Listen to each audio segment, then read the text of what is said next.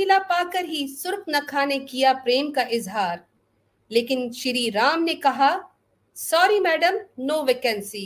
यानी मैं सुर्पनखा जो है वो भी तो शादी करना चाह रही थी ना, शादी कर लेते भाई। कितनी शादियां हुई, कितने मामलात किए, कर लेते। एक औरत थी। अस्सलाम वालेकुम गाइज, आपका स्वागत है मेरे यूट्यूब चैनल पर।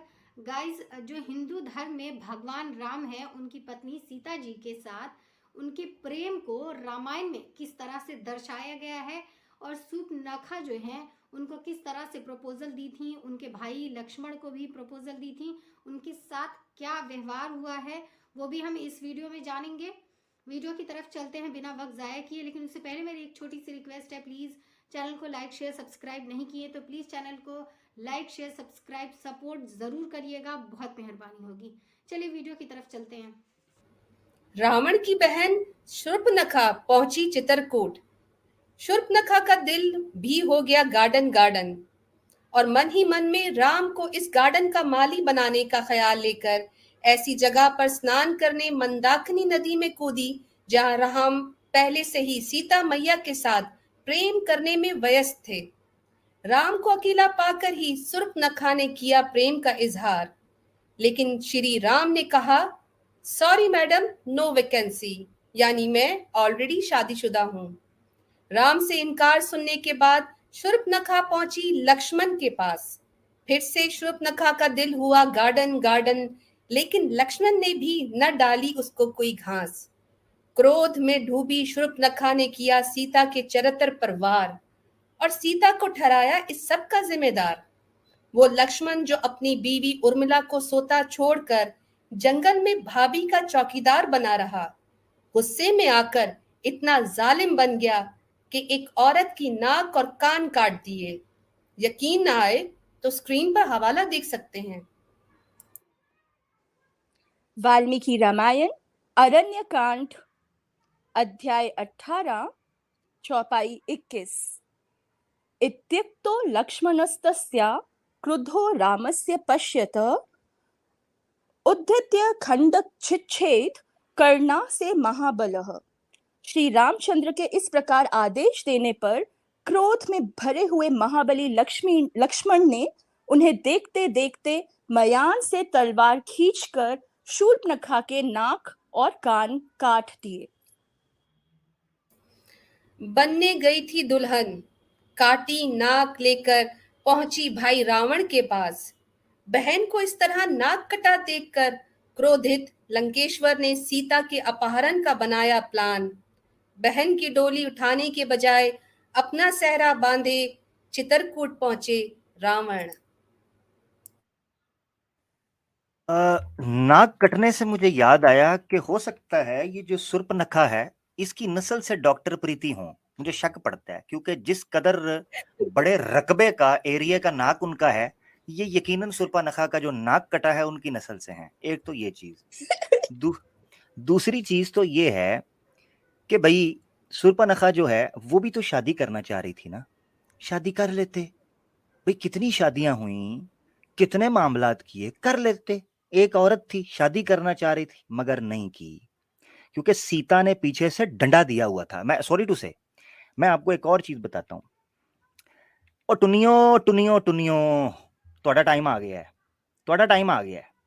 कितने टुन्नी हमारे पास आके कहते हैं हजरत खतीजा से जब तक शादी की थी दूसरी किसी औरत से इसलिए शादी नहीं की क्योंकि हजरत खतीजा ने बहुत सख्ती की हुई थी। तो आपके श्री राम जी को डंडा सीता जी ने दिया रखा था, वरना तो वो कर लेते। ये सुर्पनखा आई थी भाई, इंस्टाग्राम का फिल्टर लगाकर, कोई टिकटॉक के फिल्टर लगाकर, कोई मेकअप किट सजाकर वो आ जाती। अब राम जी ठहरे घोड़ा, कर लेते मामला उसके साथ। ठीक है, अंधे को क्या चाहिए, दो आंखें। राम जी को क्या चाहिए, सुर्पनखा। अब पीछे वो देखे तस्वीर के अंदर आपको नजर आ रहा है सीता का एक हाथ आपको नजर नहीं आ रहा, वो पीछे से राम जी की लुंगी को उसने पकड़ा हुआ है कि कहीं भाग ना जाए, वरना राम जी देखे स्टाइल देखे उठना चाह रहे हैं। आगे उसने देवर को खड़ा कर लिया है कि भैया, आंख मारी होगी उसने कि भैया जरा हाथ तौला रखिया जी। तो सुर्पनखा का नाक कटवा दिया। अब बात यह है कि इसके ऊपर सनातनी जवाब क्या देंगे। सवाल तो यह है, बहुत सुन ली आपकी बक बक यब यब, इसके ऊपर भी जरा बताइए अच्छा, फिर एक ये है कि रिश्ता ठुकराया जाए और सीता के साथ थोड़ी अनबन हो गई, क्या नाक काट दोगे? हैं? क्या अगली बंदी को नक्कटा कर दोगे? उसको उजाड़ दोगे? सही बात है। अजीब बात है यार। ये जिसको देखो, जिस भगवान को देखो, कुछ ना कुछ काट रहा है। कोई मुंडी काट देता है, कोई जनाब लिंगम काट देता है, कोई यूनी काट देता है, कोई घोड़े का काट देता है, कोई नाक काट देता है। ये काटपीट का ही धर्म है आपका। काटपीट। सर तन से जुदा आप करते हो, लिंग तन से जुदा आप करते हो, नाक तन से जुदा आप करते हो, घोड़े का लिंग भी तन से जुदा आप करते हो। सारा कुछ तो गाजर मूली की तरह आपने काट दिया है। पता नहीं चाहते क्या हो। अब शूर्पणखा आज के जमाने के अंदर होती तो आपके खिलाफ एफआईआर कट जाती, राम जी के खिलाफ भी और लक्ष्मण के खिलाफ भी एफआईआर कट जानी थी। ये मैं आपको बता दूं। अजीब बात है यार, बेचारी के साथ ज्यादती देखो तो सही जरा।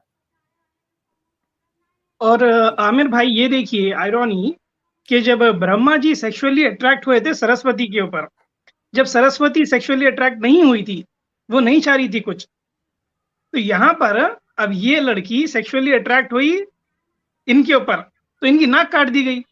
वहां पर ब्रह्मा जी को कुछ नहीं किया गया, ब्रह्मा जी तो शादी कर लिए जबरदस्ती। जबरदस्त पॉइंट है, जबरदस्त जबरदस्त। जी जी। अच्छा, ये देखो डिमांडिंग करती रह रही हैं। जी, carry on, sorry.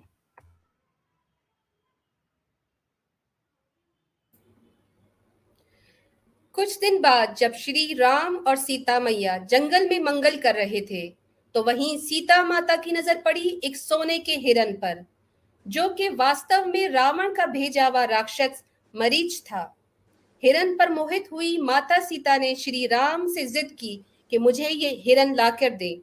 Shri Ram के बार बार समझाने पर भी जब माता सीता नहीं मानी, तो श्री राम लक्ष्मण को सीता की रखवाली का आदेश देते हुए हिरन की तलाश में जंगल की ओर निकल गए।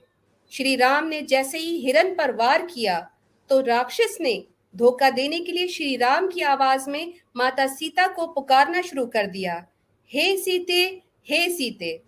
श्री राम की पुकार सुनकर सीता मैया जंगल की तरफ भागने का इरादा करने लगी, तो लक्ष्मण ने उन्हें रोक दिया और कहा कि मुझे आज्ञा नहीं है कि मैं आपको कहीं जाने दूं।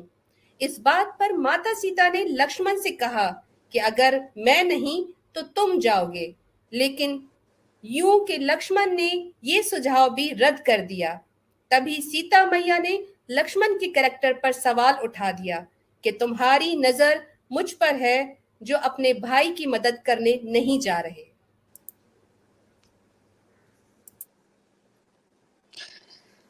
वाल्मीकि रामायण खंड 3 सर्ग 45 चौपाई 5b-6a।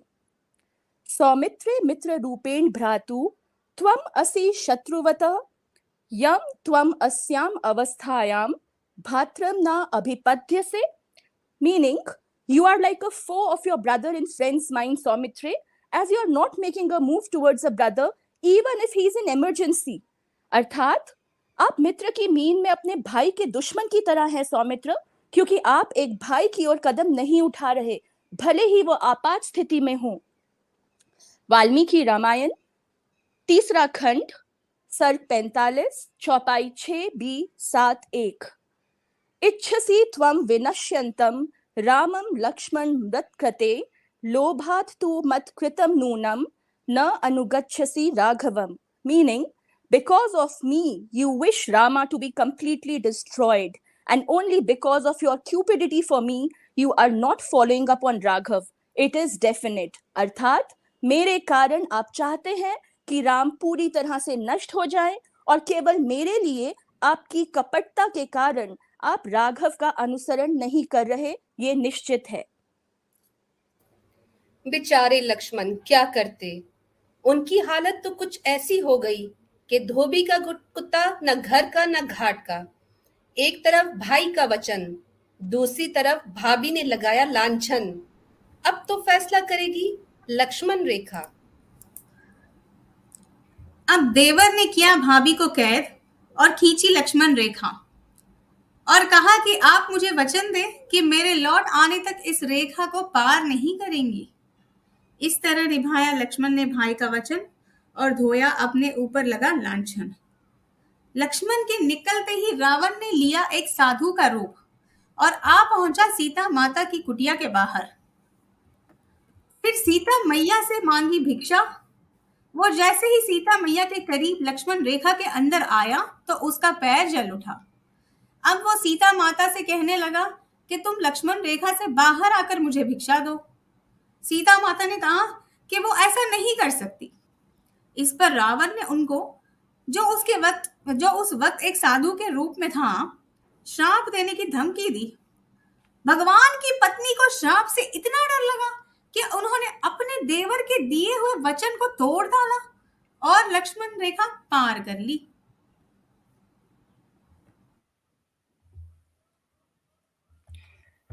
अच्छा, यहाँ नोट करने के इस सीन के अंदर बड़ी चीजें हैं।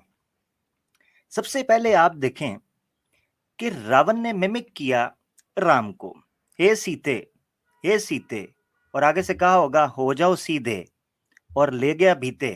तो मकसद कहने का ये है कि वो किस तरह मिमिक कर रहा है भगवान को। अच्छा, उसके बाद आप देखें सीता जो है उसकी नजर गोल्डन डियर के ऊपर पड़ी, एक सोने का हिरन था उसके ऊपर उसकी नजर पड़ी, ये देखें आप, और जो के षड्यंत्र था, और उसके पीछे वो पड़ गई। और इस वक्त अंदाज देखें वो कैसे उसकी तरफ इशारा करके कह रही हैं कि मुझे लामन नहीं पता, मुझे नहीं पता, मुझे ला के दो, मुझे नहीं पता। अब राम जी उसको समझाते होंगे कि ठीक है गोल्ड डिगर साहिबा, छोड़ दें अभी मामला, ले आते हैं, कुछ करते हैं। उन्होंने कहा नहीं। फिर राम जी यही गाते हुए उठे होंगे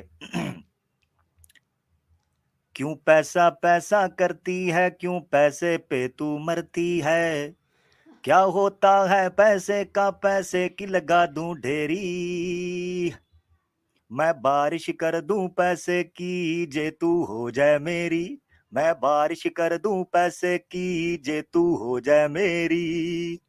अब राम जी ने ये गाना गाया और निकल गए जंगल भीतर, और सीता का कबाड़ा हो गया पीछे से जी।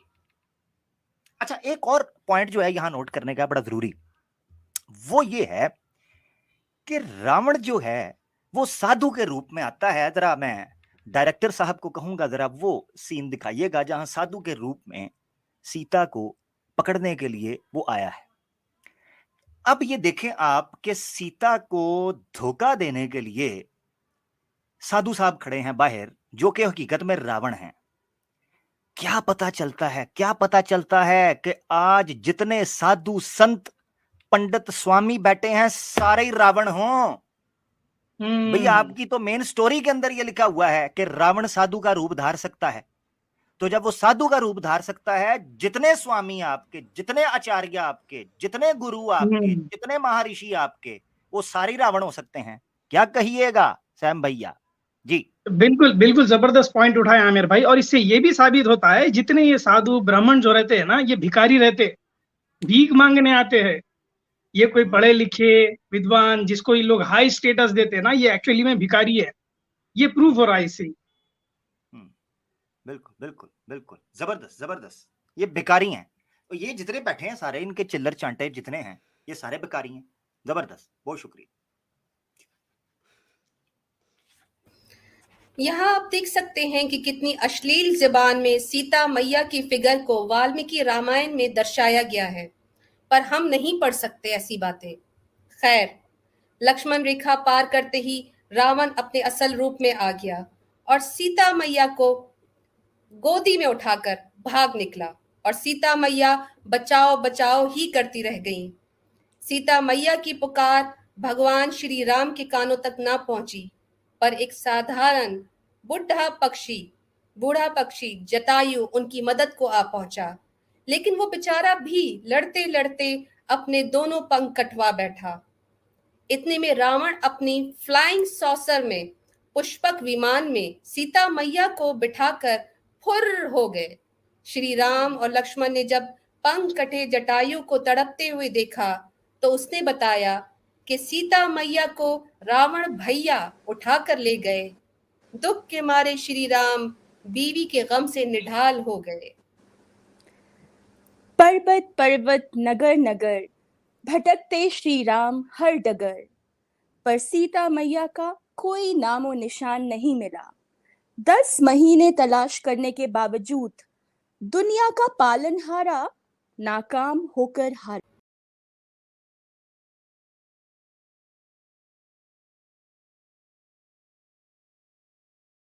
सवाल ये उठता है, सोचने वाली बात है कि कोई भगवान है और उसकी बीवी को कोई उठा के लेके जा रहा है और उस भगवान को पता भी नहीं चल पा रहा है।